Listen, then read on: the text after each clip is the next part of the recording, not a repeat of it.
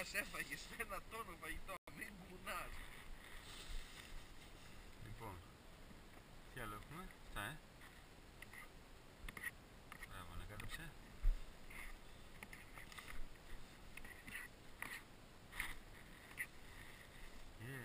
Τα έκανες μουνί.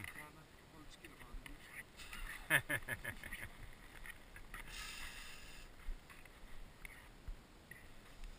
Περάσει κανένας από εδώ να με ξέρει, θα με κορυδεύει για 15 χρόνια.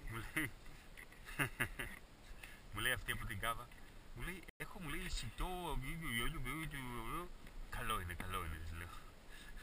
Στα 6 μου λέει τόσο, λέω, μια χαρά, λέω, αγαπημένα μου. Τώρα τουλάχιστον πάνε στο σκυλόκουτο, ρε.